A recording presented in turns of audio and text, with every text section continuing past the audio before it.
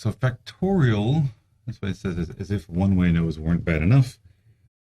This is now, instead of a one-way, these are now multi-way, between groups still. So things we're going to talk about, so why factorial in the first place, like what's the point of it? And some terms just to sort of go through crossing and nesting. We'll talk about that. We'll go through the assumptions, which are fairly easy because they're the same, ANOVA and regression.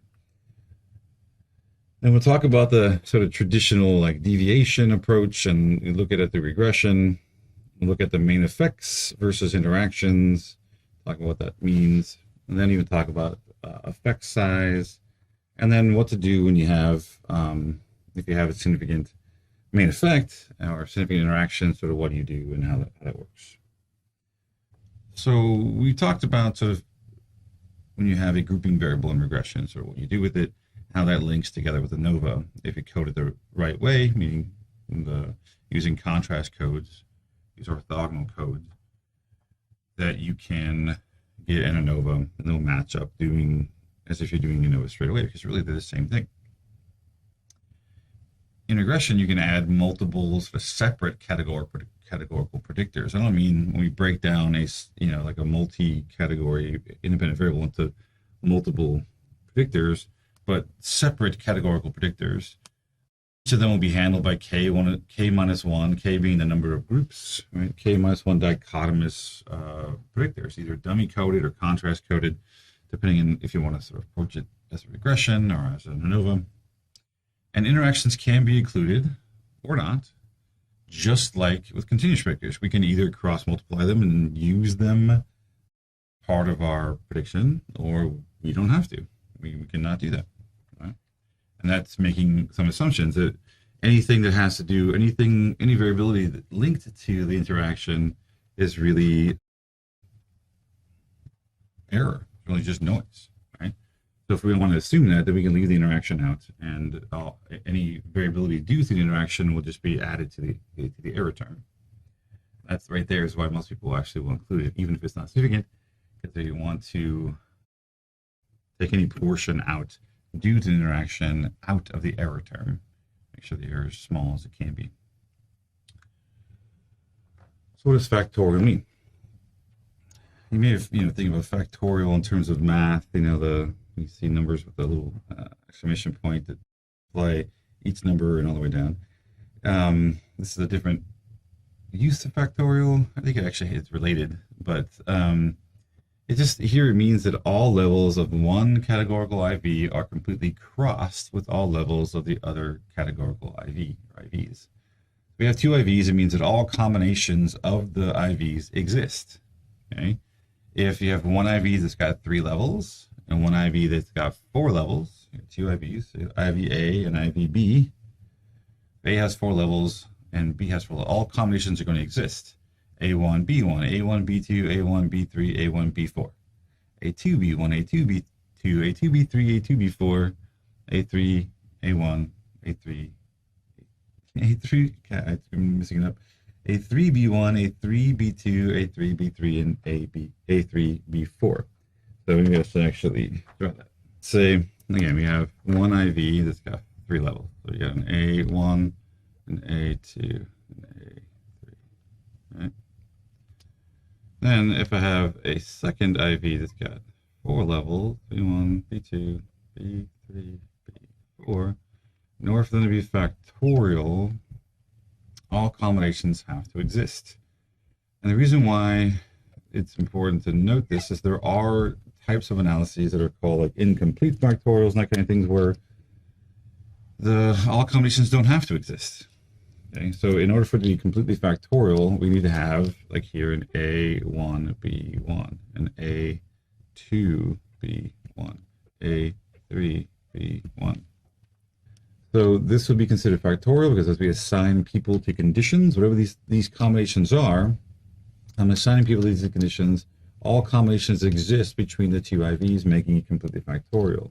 We can look at the main effects of A, we can look at the main effects of B, we can also look at the interaction between A and B, which we'll get to in just a sec. Okay? But that's what I mean by factorial. So the term crossing, when you say that A is crossed with B, that means that all levels are fully in combination with one another. But in contrast, the crossing is something called nesting, where certain things only exist at certain combinations or certain levels. And oftentimes we think of clean groups design, while the IVs cross one another, the participants nest, because we only have randomly assigned them to condition. Participants only exist at one combination. So you have a set of participants at A1, B1, and those participants only get that condition. So therefore, they are nested within that condition. So nesting means levels of one variable or levels of something appear at different levels of one variable appear at only certain levels or only at different levels, but they don't appear at all levels. Right? They don't go across all levels. They only appear at different levels. They're different pieces at different levels of the other variable. So let's make that make more sense. So here's a crossing example where we have, if we want to look at, say, how teaching method could impact the teaching of two different stats courses. Because 100A is, it's a larger course, more students, so more introductory, or 142 is smaller. It's an honors course. Students have had to have some previous exposure to stats.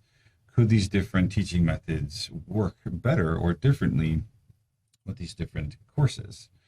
And the reason why this is crossing is because we have 100A in combination with each of the teaching conditions, right?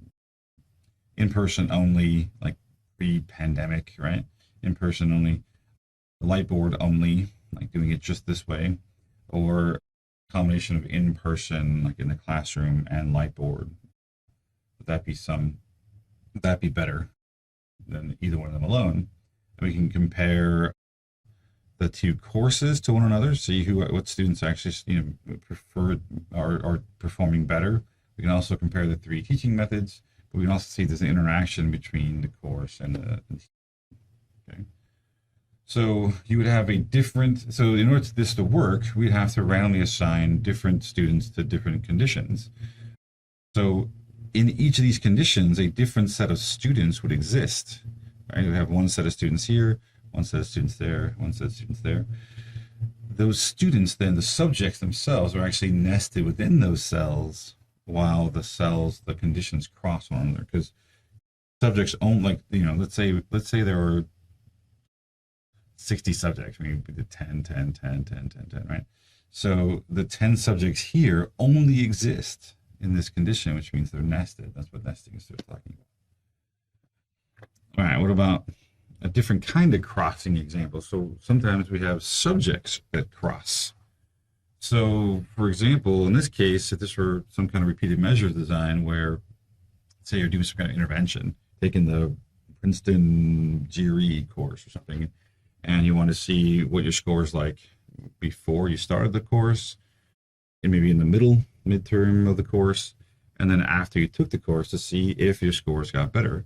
It would be the same participants, same subjects, sort of at each time. So in this case, subjects are actually crossing the IV, and it's that crossing because subjects cross the IV, pre, mid, and post. And it's crossing those conditions is what makes it repeated measures. Right? They're repeating themselves, which is allowing them to cross through conditions. The repeated measures design, subjects cross the levels of the IV, and between groups design, subjects are nested within the combinations of the IVs in each cell of the design. How else, can subjects nest? And sometimes nesting can be an issue. So like I said before, subjects nest here in say this cell of this design, but they also may additionally nest within their classroom. So what does that mean? In most experiments, when we go to plan experiments out, we're doing research in laboratory, we usually recruit subjects, and the individual subject themselves gets randomly assigned a condition. That's sort of the typical experimental design. We are able to randomly assign each individual to a condition. So looking at this particular example here, right? That's true. Then we'd want back here. This were really like an experimental design here. Then where am I at? Then I should be able to randomly assign which students get this combination. So we have 60 students, and I'm just able to just randomly assign them to get 100A content in person, or 100A content with the Lightboard, or 142H with both Lightboard and in person. Right? That would be the ideal situation. But as we know, students sign up for 100A, 142H. We don't just assign them to them, they sign up for them. Usually they sign up at a certain time with a certain instructor. So we oftentimes have to randomly assign an entire class or entire group that's intact. Well, when we do that, we get this additional nesting that the students are nested within their class, and now their class is nested within this condition. Students are nested within this class, and they're nested within this condition. So nesting can cause some issues, and there's actually a whole kind of mathematical approach, a statistical approach, where we use regression. We're able to account for the different levels of nesting, and that's called multi-level modeling, or sometimes called hierarchical linear modeling, sometimes called random.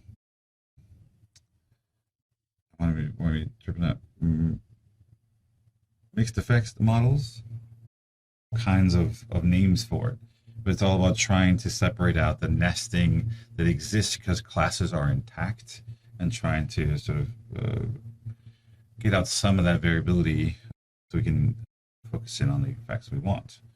So this example shows testing of classes that are pre-existing, so no random selection or assignment at the individual level. The classes can be assigned, but the individuals are not. So in this case, classes are nested within each cell, which means that the interaction is confounded with class, and that's why you have to do some more specialized approaches that are outside of this course. If you're interested in something like that, there's MLM, multi-level models, or random effects models, or there's a lot of different names for them. Hierarchical linear models, HLM, those are all the different kind of models that do that kind of thing. So the assumptions are the same for Oneway ANOVA. We're assuming things like normality. We're assuming, because it's between groups, we're assuming that people are independent. We're assuming homogeneity of variance. We're assuming all those things. It's just there's more places to look. We now have more cells. There's more groups are now made up of different things. It's not just groups within one IV. You got groups now that are crossing two different planes, two different factors, A and B.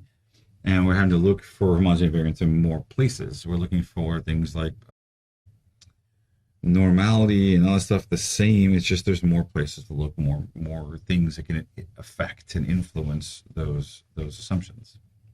And that's it. It's really, think about the assumptions, they're all really the same. We're going to get the same like Levine's test in Jamovi for homogeneity variance.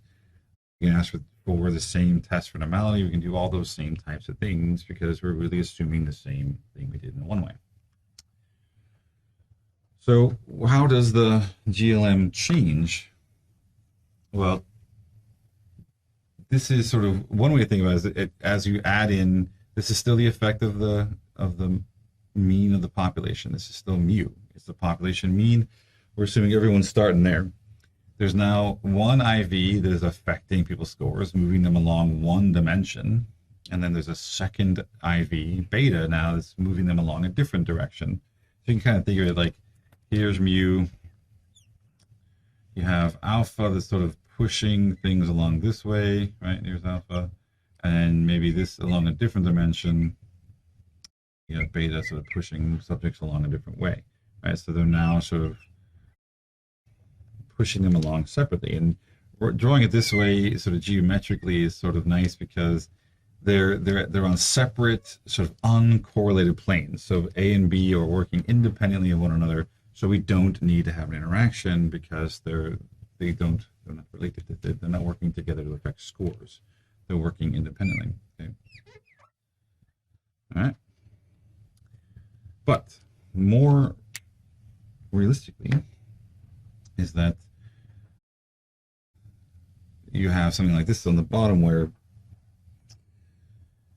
you have you do start off with mu. You do start off thinking that alpha and beta are both affecting scores, but you add in this interaction term that allows you to look at how much the two variables can actually add some variability together. They can increase the variability by responding together. Certain conditions where A and B are together can increase scores over and above what you expect A or B to do separately, and it causes this interaction between the two variables. We can account for that as well and see how much that accounts for for the variability between the conditions. Now, if you leave this out, so if this actually does exist, alpha and beta are working together to affect scores, but you don't account for it, what happens in it just sort of turns into error, right? So this collapses and the error gets larger because we're not accounting for the interaction, and that the other variable is just going to go. We're going to assume it's all error, making the error term larger. That's our residual variance. That's going to be the denominator in our ANOVA. That's going to make it harder to find a significant F-test, right? So that's why this is typically brought in, even if it only explains a little bit of variability, at least it helps to take that variability out of the error. So we're going to stick to talking about it this way. So this, you can do this, but we're going to stick to talking about it this way. This is what sort of more typically done. So we're going to just, this is all part of ANOVA. We're going to think about trying to break this down. When we did a one-way ANOVA took our total sums of squares and are broken down into between groups and within groups. These are the deviations of people's scores around their own group. All right, and we said, all right, so now they're still between groups. That's still there. It's just now we're able to further break down the between groups into more categories, because we can now say, okay, well, how much variability is there due to the effect of IVA? How much is there due to the effect of IVB? And then how much is due to the interaction between IVA and IVB? That also means that the degrees of freedom are going to get broken down, because in n-1 is our total degrees of freedom. And that broke down into, okay, well, we had k minus 1 that it was associated between groups. K groups minus 1, it was our degrees of freedom for between groups. And we lost 1. So for within groups, we lost 1 point. We lost 1 for every group. And now we can compute groups as being A times B. If I have 3 levels of A, 4 levels of B, right? I have 12 different groups. I'm going to subtract 12 out here. That's why it says AB there. But this k minus 1 is now getting broken down into the number of levels of A minus 1, number of levels of B minus 1, and then also the interaction, which is just A minus 1 times B minus 1. So all these degrees of freedom all sort of add up together. That's what we're doing. The focus here is on trying to break down the between groups into further elements. When we talk about repeated measures next, we're actually going to, at first at least, leave this alone, and we're going to break this down into further elements. So depending on what kind of ANOVA you're doing different things to the different components in the ANOVA summary table, the different aspects of the variability between groups or within groups, and depending on what kind you're doing. So here we're focusing on just between groups, and we're bringing down to more types of sums of squares, more variation. So performing a factorial analysis essentially does the job of 3 analyses in 1 analysis. You get 2 one-way ANOVAs. When we talk about main effects in ANOVAs, that's what we're talking about, and a test of the interaction. So the interaction, the effect of one IV depends on the level of another IV. So if in our example, if you're to ask, well, what worked better? Or, did students do better in 100A or 100B? And you have to say, well, that depends. Did they get the light board or in-person instruction? Then you have an interaction. So the 142H works better with a combo of light board and in-person lecture, while the 100A course works better with just in-person lecture. If that's true, then you're getting an interaction, because certain combinations work better than others. So that's what interaction is coming down, how you can define it. The effect of one IV, how good or bad the levels of the IV are doing, really depends on what level are you at of the other IV. Right.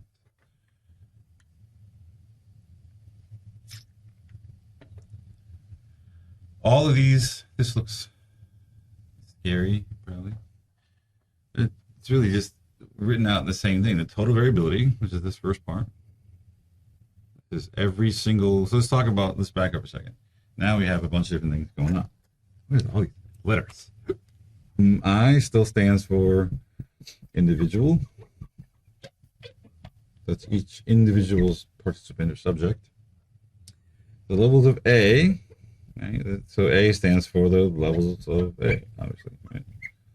Of IVA, where B is the levels of B. But there's also even subscripts on subscripts. So there's J and there's K. So these just refer, these are just numbers that take the place of stuff in A and B. So for the instance, AJ could be like A1 or A2, etc. Where BK equals like B1 or B2. The reason why there's two different letters, J and K, instead of just saying using J for all of them or something, is that J does not have to equal, J does not have to equal K. I can have 3 levels of A and 4 levels of B, 2 levels of A and 5 levels of B, right? So I can have different numbers of those things. So the J and K, they represent the sort of subscripts on them. They don't have to be the same number, and sort of help you sort of keep track of which thing you're talking about. Now, there's also triple sums. I'm summing over the individuals, summing over the levels of A, summing over the levels of B. So I'm going to sum everything everywhere when you have 3 sums. So how is this? This is the total variability, because this is everybody, every single participant in every A-B combination, A1, B1, A1, B2, every single cell of the design, every person's score minus the grand mean squared. So this is our typical traditional, total variability. This is the variability on Y, the outcome, just every single score around the grand mean. That total variability is going to equal the variability of A around the grand mean. Okay, so here we have, this is the mean of each. And notice that B and I are now gone, right? And I just have one sum because I'm summing only over A now. I have a mean of A minus the grand mean, like the mean of A1, mean of A2, mean of A3, each one minus the grand mean squared. Then also multiplying by the number of subjects in each one of those cells. Right? This is going back to ANOVA, where in regression, we're assuming that we're doing it once per subject. Here we do it one time because it's the same mean for everybody. So we do it one time and then multiply by n to get the same value, same number. This is how far does each A level deviate from the grand mean? This one's how far does each B level deviate from the grand mean? Right? And BK is the number of subjects in each B level. I'm going to take each mean of each B level minus the grand mean squared. I'm going to sum all those up. So this is the effect of A. This is the effect of B. Now, most of you, or some of you at least, you're looking ahead and looking at the rest of this little equation there, seeing that there's repeats. Why am I having things repeat in there that shouldn't be in there? Like they should start just crossing things out, because that should simplify. Okay? So, like you see, this effect of A is here. It's also there. So why aren't I just crossing those things out and getting rid of them? But here's why. Let's look at this thing right here. This is the part that makes this unique. This part in brackets, the whole thing, is the interaction. So what is this doing? We're going to look at each individual cell. So this is the mean of every A-B combination. Right? This is the mean of A1-B1, mean of A1-B2, mean of A1-B3, all those. Minus the grand mean. So this is the deviation around the grand mean. This thing right here is our sum of squares between groups. Let's think about that for a second. If I have, now when I'm talking, I'll even use different colors. Make sure we're talking about the same thing. When I'm talking about this, right? What am I talking about? Well, I have to figure out a way to get a mean for A1. So I need a mean for A1, a mean for A2, and a mean for A3.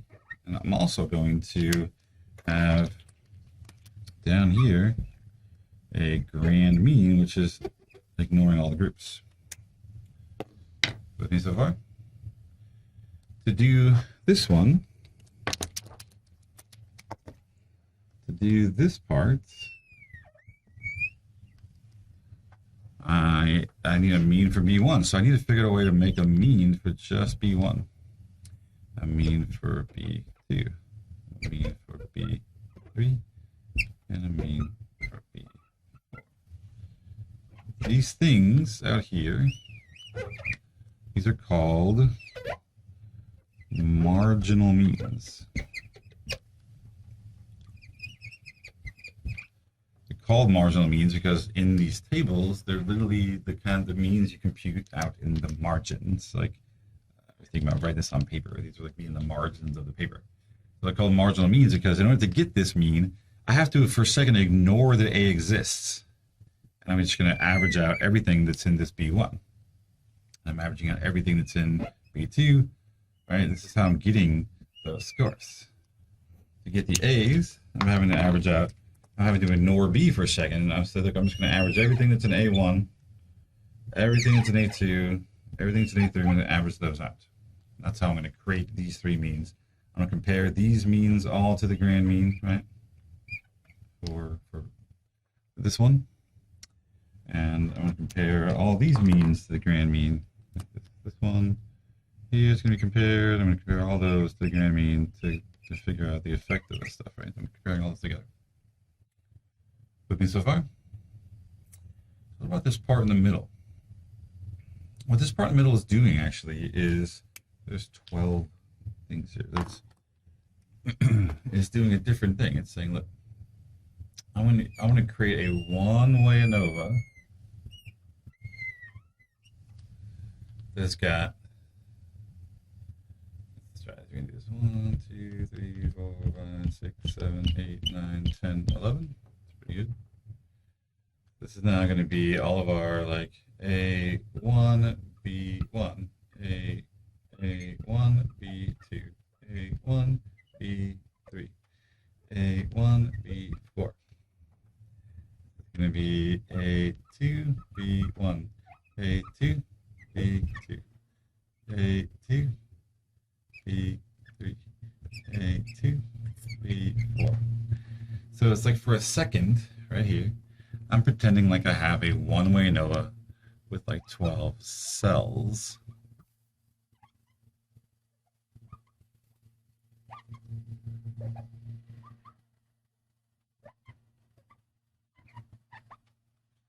And I'm going to compare all of those 12 cells around the grand mean, and I'm going to create this thing here. It's basically a sum of squares between groups. Right? It's just pretending like these are just 12 groups, ignoring whether they're A or B, just saying, look, I'm going to compare these 12 groups. Is there a difference among those 12 groups? But what's the problem? Built within these 12 groups are the comparisons, are these three comparisons. Right? These three comparisons are built in there because look, here's A1 versus, oops, A1 goes all the way over there. Here's A1, here's A2, and then here's A3. Right? Those comparisons are built into this. All right. But I also have the B's. Hey, look, here's B, like B1 is here and there and there. Right? There's my three B1s, and then I have B2 is also somewhere here. There's that one and that one. And that one. So these comparisons are within this big thing. So how do I get rid of them? Well, if I know that the differences between the A's are in this, the sum of squares for A here, well, if I get the sum of squares between groups, I can subtract out the effect for A, and that gets rid of all that stuff in there. I can subtract out the effect for B, and that gets all the B stuff out of this too. And then what's left? Well, maybe nothing. Maybe there's nothing left. Maybe after you do this comparison across all 12 cells, You subtract out A and B, and there's nothing left. And there's zero interaction.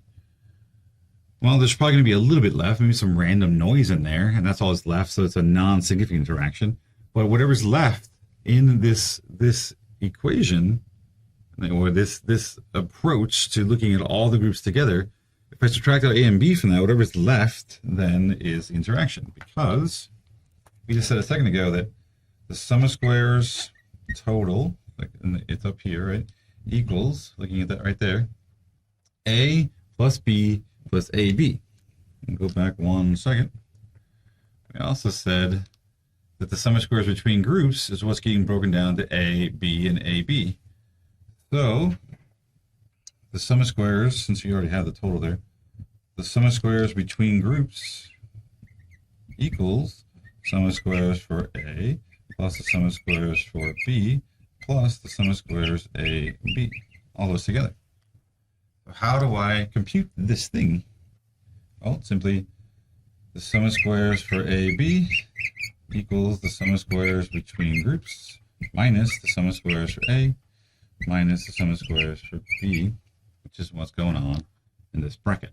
The sum of squares between groups minus the sum of squares for A minus the sum of squares for B. So what's left in the brackets then in the end is the interaction.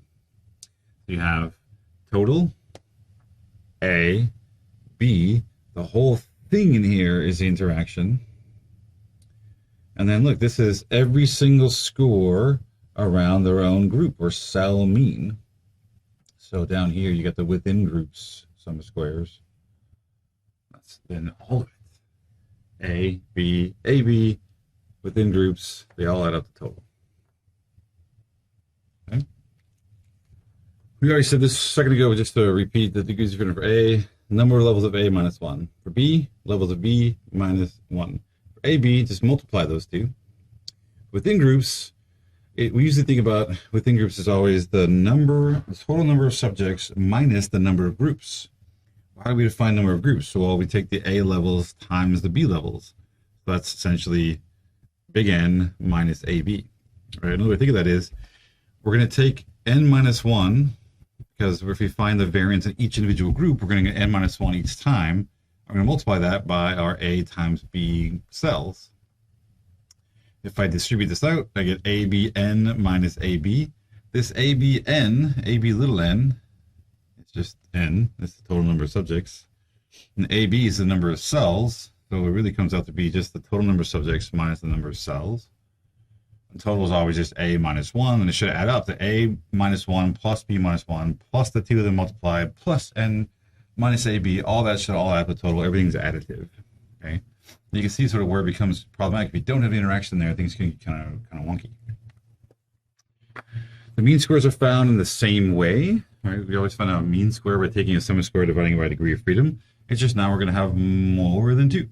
We're going to have a mean square for A, a mean square for B, a mean square for AB, and also now a mean square within groups. Right? Because we're going to be looking for the effects, 2 main effects in the interaction, the main effects of A and B plus the interaction. That means we're just having more, instead of just having sum of squares between groups, I now have more mean squares. Or instead of having a mean square between groups, I now have more mean squares covering all these different effects. Okay. And then the F-test, again, is the same process. Take the mean square for whatever effect you like. The mean square for A, mean square for B, mean square for AB, and divide that by mean square within groups. Since mean square within groups is our error variance estimate, it's the thing that it's the within groups variance estimate, we're going to divide all the effects by that. It's going to give us an F. You can look up F criticals for all these, or you can rely on programs like Jamovi to just compute the exact probability for you. Let's talk about now example. This is the weird little goofy example that I've taken from a different Tavasik and Fidel book. They seem to be awfully obsessed with belly dancers, and I know it's because, again, the two authors are women, Linda Fidel and Barbara Tavasik, and they both, at different times in their lives, were dancers. I think both did belly dancing, of all things. So they oftentimes will stick, a belly dancer reference in the stuff. And there's actually one of the versions of the book some years ago, the front cover was like a pixelated dancer in the front. And it's like until someone told you what it was, you didn't know. If you sort of like, looked at it and squinted a little bit, you can see it was like a woman dancing and like twirling. That was the picture on the front of the book. Anyway, so what they did, they had this example where they compare 3 different kinds of professions: administrators, belly dancers, politicians, and different lengths: 1 week, 2 weeks, 3 weeks. And then they had them, I think, they had them rate their vacation on a scale of like 0 to 10, and how much they liked their vacation, depending on their profession and the length of their stay. So these are the individual scores, which we need for certain things. But in order to do this kind of analysis, we actually need means. We actually need to figure out some means of things. So this is the same data, right? Same thing. Just now we're breaking everything out into, look, I have marginal means for A. So what does it mean? This 4.111 is the average of everyone who's an administrator. So if I want to compare administrators, belly dancers, and politicians to get a main effect, I'm going to, again, pretend like B doesn't exist. I don't have 9 administrators broken up into 3 here, 3 here, 3 there. I have just 9 administrators. So I'm going to take an average of all 9 of their scores, and when I do that, I get 4.111. The mean of A1 is 4.111. That's the mean of all 9 of those administrators. For belly dancers, the mean is 6.778, and for politicians, the mean is 6. If I go the other way, people that had 1 week vacations, back this way. So there were 3 administrators that had 1 week vacations, 3 belly dancers had 1 week vacations, and 3 politicians had 1 week vacations. Okay. When I'm looking at the main effect for vacation length, I no longer care about the profession for a second. I was thinking, well, there were 9 people that had 1 week vacations. Okay, that was everybody here. So that's 4.222, right? Average out everyone who had a 2 week vacation. That's 9 people that had 2 weeks, 6.889. And for 3 weeks, it was 5.778. Now, here's the nice thing. Everything in this example is balanced, right? Everything's either a 3 or a 9 or a 27. Like everything. There's 3 people in each cell. There's 9 people in each condition in the margins. The nice thing is if I took the average of 0.333, 6, and 6.333, I would get 4.222. Everything, the average is also average because everything has the same number. So whether I do it, average the number of people, or average the averages, I get the exact same marginal means. Same thing with the grand mean. No matter how I cut it up, I can average out the 9 cell means, I get 5.63. The 3 marginal means, I get the same. Everything's the same because everything's even. As cells start to be different sizes, you start to have unequal n across things, then that starts to break down some. You have to decide how you want to compute the marginal means, but for now, let's just keep it simple. All right. So let's break down, all I want to do is quickly break down each of these pieces of where they all come from. So when I talk about sum of squares for A, and it says sum of Naj, Maj, I switched the M's here, I apologize. I was trying to switch everything to Y bars, and I missed this. These are not Y bars, they're M's. So just for now, these are means. Instead of having to go through and change it all. So these are means, the mean of AJ, the mean of grand mean, the minus the grand mean. We're looking at each of these individual marginal means, 4.111. We can start thinking about this really quickly here. Think of that is 4.111. I'm going to subtract the grand mean of 5.63. I'm going to square that. I'm going to add it to 6.778 minus the grand mean, which is 5.63 squared. I'm going to add that to 6 minus 5.63 squared, like that. So this will be, now I need to take I need to do one of 2 ways. This way has it inside the sum, which is if this is the way you would think about it if you were, you're thinking about n's being different across conditions. Because the n's are the same for ours, we can just do it once. But because there are 9 people in each, in the administrator group, I can either take 9 times this deviation, 9 times that deviation, and 9 times that deviation, or I can simply take it one time at the end. This would be like 9 times that, and this would be then the sum of squares for A. And just to sort of illustrate that, not sloppy handwriting, there it is. So this time I did it each time, 9 times that deviation plus 9 times this deviation plus 9 times this deviation. Of course, the deviations are all squared. If I do that, I get this 33.852, just to save us time of trying to add all this stuff up. What about B? For B, I'm now looking at these means. These means here compared to one another. Right, all versus the grand mean. Right, so I'm talking about 4.222 minus 5.63. If we look at that, 4.222 minus the grand mean squared times 9. Why 9? Because there was also 9 people in the 1 week condition. But the downside about, I like this example because it's a fairly complicated example. It's a factorial and all that stuff, but it uses few subjects. Downside is that everything is either a 9 or a 3, so it's sometimes hard to track where the numbers are coming from. There are 9 coming down this way, and there are 9 going this way, which is why it's 9 either way. Okay. So if we add up all that stuff, we get this 32.296. And then we start talking about this interaction term. It comes down to a couple pieces. The first piece here is looking at the means of each A, B combination. Again, I apologize for the M's. I thought I had switched them on. Now there should be Y bars. Depending on the book, books use either Y bar or M, and I have to sort of switch back and forth depending on what book's going on. And I thought I switched them, but these are still there. They're also still in the example, but the M's here, we're talking about the mean of each cell minus the grand mean. So that's going to be 0.333 minus the grand mean squared, 6 minus the grand mean squared, 6.33, right? And because in each cell of the design, we have 3 people. Go back a second. There's 3 people there, 3 there, 3 there, right? So we're going to weight each one by 3 this time, not 9, right? So we're going to take each mean of each of these cells. So we're going to do this 9 different times. And then what's left is we already found the sum of squares for A and for B. We're going to subtract those out to then get the interaction. Remember, this first part is the sum of squares between groups. All right, so here are all 9 of them. 0.333 minus the 5.63, 6 minus 5.63, and multiplying by 3 each time. Now, again, you can factor the 3 out, add everything together, multiply once. I just did it to illustrate that because this is the way it's written. The n is inside the sum. So it really happens every single time. But when I add all this up, I get 170.296.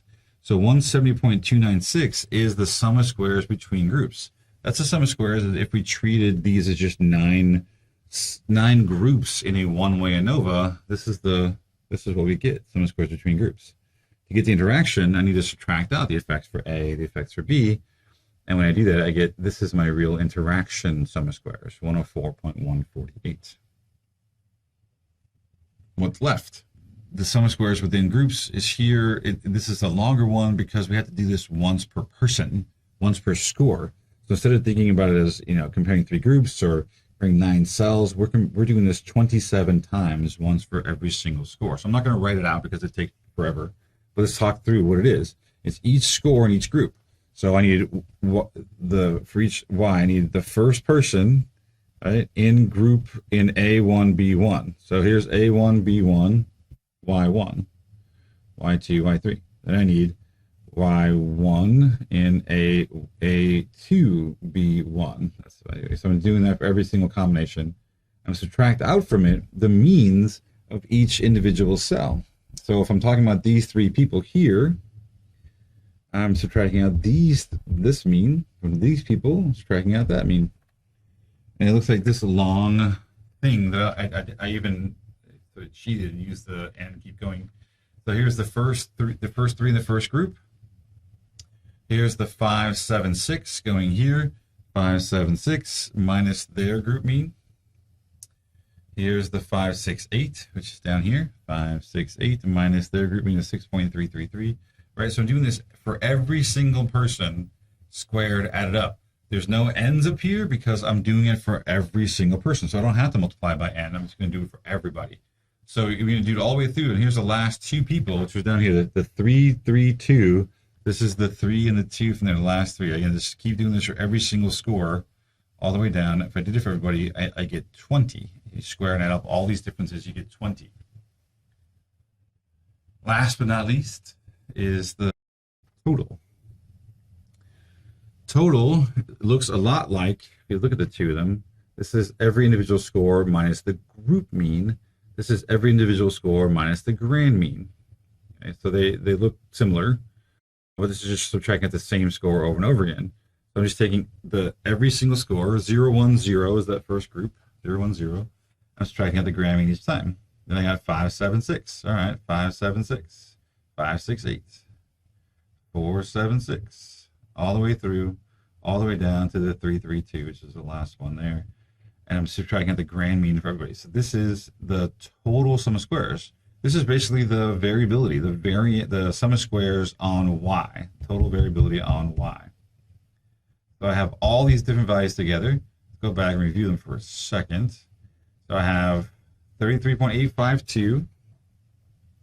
I have 32.296. I have this 104.148. And I have 20. All those together should add up to the 190.296. And we can put that all into this table. So here's my ANOVA summary table. It looks a little bit bigger, a little bit messier because we now have 3 different sources of between groups variability that we're accounting for, plus within groups, so it's all sort of together. Another way to think about this, just to reiterate this idea that I mentioned previously in this lecture, that the within groups variance is really just an average of all the cell variances. To go back a second, actually it's right here. I gave you the variances. So the variance for the first group is 0.333. For this group, it's 1 and then 2.333. So I can take all those variances, right? I can take all 9 variances. If I add them up, divide by 9, add them all up, divide by 9, I get 1.111. Same thing when I take 20, which is my sum of squares within groups, divided by 18, which is my degrees of freedom within groups, I get 1.111. So just to reiterate that really what we're calculating here is an average within groups or within cells variance. I can look at these F's and I can test them for significance, all the stuff we typically would do by hand, or if this was ran in Movi, it would tell us this if they're significant. But I'm pretty confident that because these numbers are fairly large, 15, 14, 23, they're all significantly different than 1. That's what we're usually comparing, right? If an F is 1, that means it's not significant. These are definitely significant. No problem. Okay. All right, let's talk about regression. So I realize I'm going to go a little over on lecture today because our lab portion is actually a little bit shorter. I just have one sort of factorial thing. So I'm going to spend a little more time because I want to make sure we cover this stuff. And then we'll take a break and have a shorter lab. And then after that, I'll stick around. We'll do questions about the exam and that sort of thing. So let's talk about the ANOVA through regression approach. It's still the same idea. You need a number of orthogonal predictors. You have degrees of freedom for each one. So basically K minus 1 predictors to break up categorical variables. And then the interaction predictors are created by simply just multiplying, just like we did with regression. If you want to get an interaction term, you just multiply the variables together to create your interaction. So here's the same data. I didn't label it with all the different pieces because it would be messier, I think. So, A1, A2, this is the administrators, belly dancers, politicians, and then B1's 1 week, B2 is 2 weeks, B3 is 3 weeks. The same data all the way down, just listed so it looks a little bit more like regression. So to do this, how many predictors would I need to code for A in regression? If I wanted to be able to break down the A effect, how many predictors, how many different coding predictors would I need? I need 2 because there are 3 levels of A. I need 3 minus 1 is 2, so I need 2. How you do it doesn't really matter as long as you use these sort of orthogonal coding. So the way I chose, again, I could have done differently, was to take A, which is the first comparison is taking the administrators versus belly dancers and politicians combined, right? All the negatives here are those 2 groups.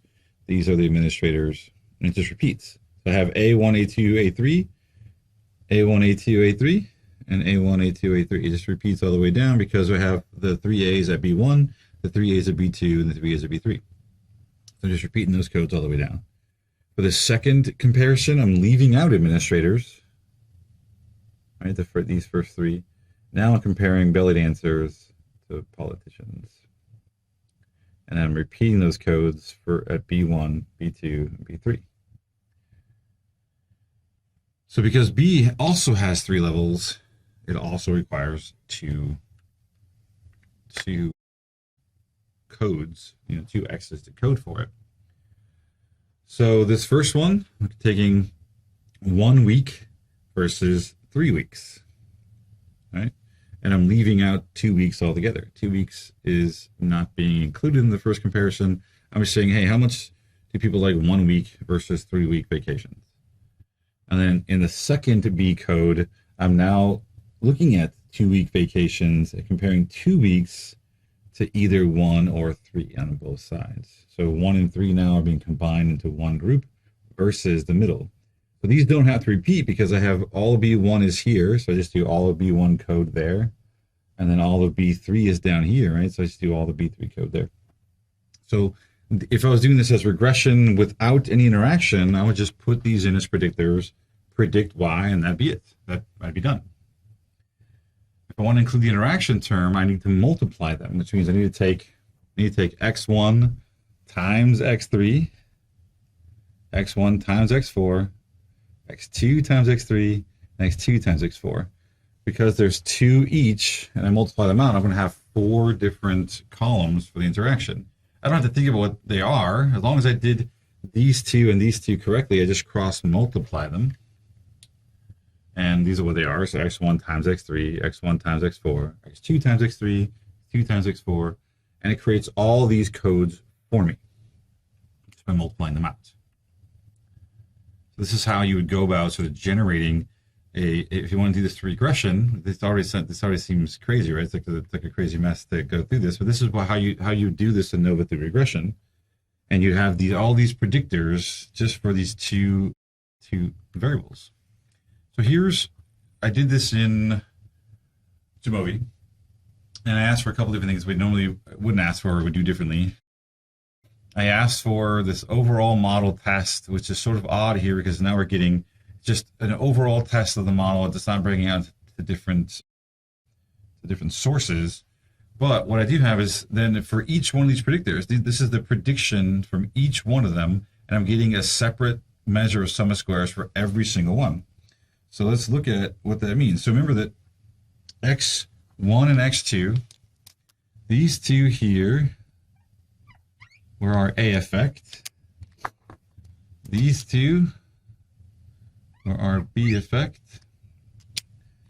And these 4 combined were our interaction term. So in order to look at that, in order to have it match up to the previous ANOVA, I need to add those up. So what's 31.13 plus 31.13 plus 2.722 equals 33.852. So that goes here. 33.852. A point in there somewhere.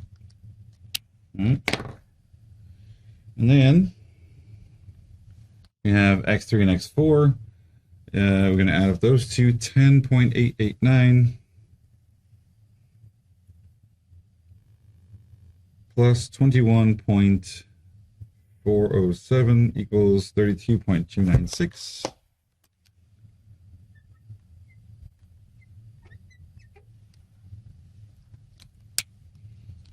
And then the interaction, we're just going to add up all those together. So 44.444 plus 0.593 plus 27 plus 31.111 equals 103. Actually, I'm going to add something wrong. 44.444 plus 0.593 plus 27 plus 32.111 equals 104.148. Yeah, I did that up wrong the first time. 104.148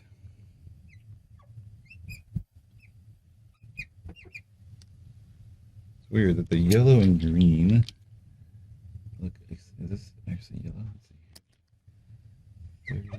Yeah, so they're like the same, like almost no different. They're different colors. They look the same.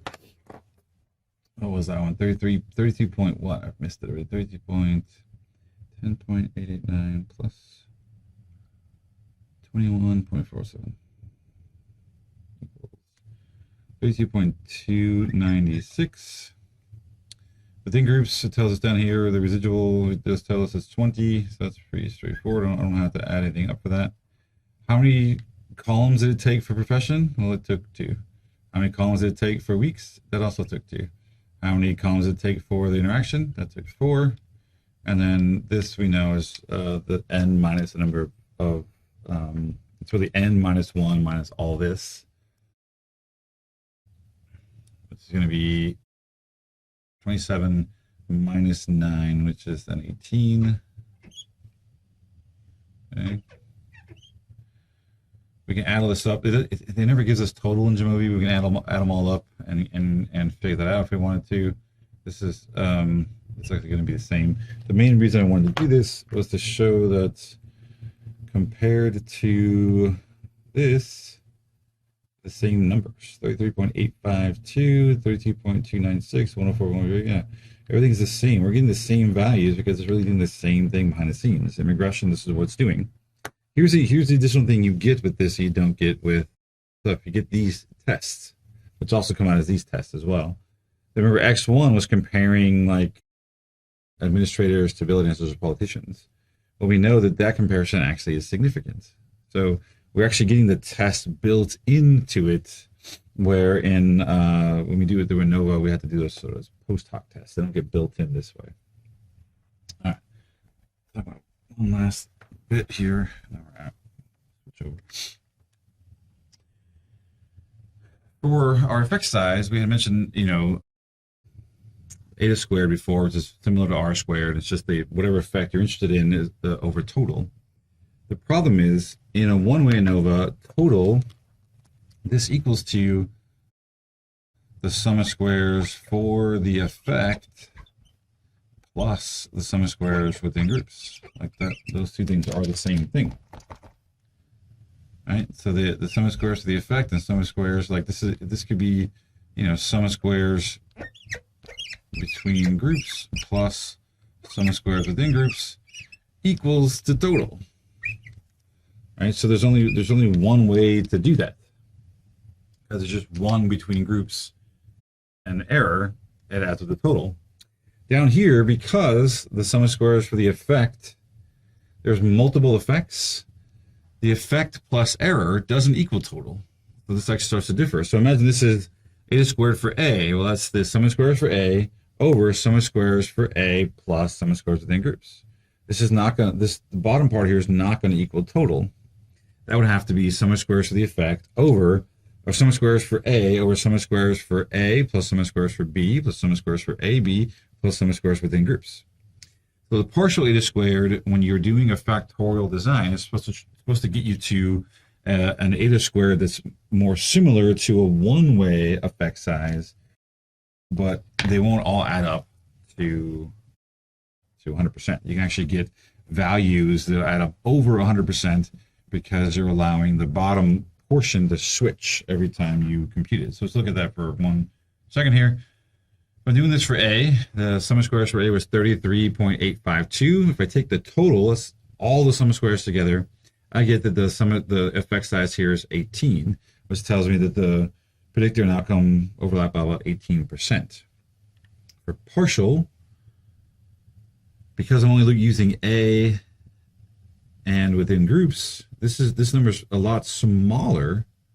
So we're looking at just A. If A was as a one-way ANOVA with no B and no AB at all in there, it's really likely more. There's a 63% overlap. That's a huge difference between the eta squared and partial eta squared values. So you usually see with factorials that the partial eta squareds get reported because they're supposed to be, obviously it's because they're larger, people like them. It's supposed to be like what it would be like if that effect was looked at by itself in a one-way ANOVA. All right, last couple things. I swear. I think this is the last thing. significant main effect, plus you have more than two groups, then you have to do, you have to follow up, right? So remember, ANOVAs tell you the differences exist, but they don't tell you where. So if you have a significant main effect and you have more than two groups, like A has 3 levels, B has 3 levels, we know that there's a significant difference there. We don't know where. So we need to do what we call comparisons of marginal means, basically doing like t-tests with marginal means with corrections, so like Tukey, bond forming, those kind of things. If a significant interaction, you can do these things called simple effects and simple contrasts that I will show you in Jamovi and lab when we get there, because it can get kind of crazy when you start comparing all the cells to all the other cells. So just as a quick aside, what this is just output from Jamovi that I did for this particular example, where it's just looking at these. Notice it says comparisons are based on estimated marginal means. So it's computing the marginal means for each of the conditions. So A1, A2, A3, comparing A1 to A2, getting a difference and testing that for significance. So A1, which is administrators and belly dancers, those two are significantly different, okay, with both uncorrected and with a Tukey adjusted p-value. 1 versus 3, which is administrators versus politicians, also significant, okay, but belly dancers and politicians are not. There's not a significant difference.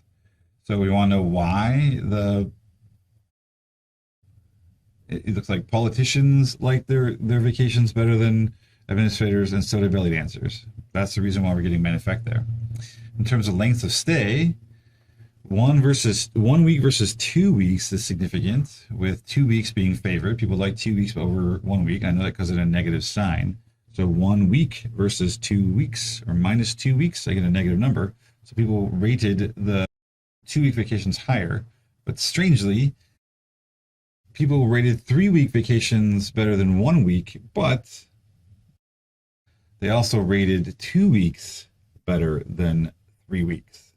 So 3 weeks seem to be the ideal amount of time for vacation. I mean, not according to Tukey, by the way. Tukey says it's not significant, but the uncorrected p-value says it is, and this is where you get into some trouble with uncorrected versus sort of Tukey test kind of corrected stuff, because you really should stick to Tukey if you're doing this all post hoc. In that case, that comparison is not significant. All right, so we'll do some more of this stuff in lab with the factorial design. Let's take a break and get to that real quick.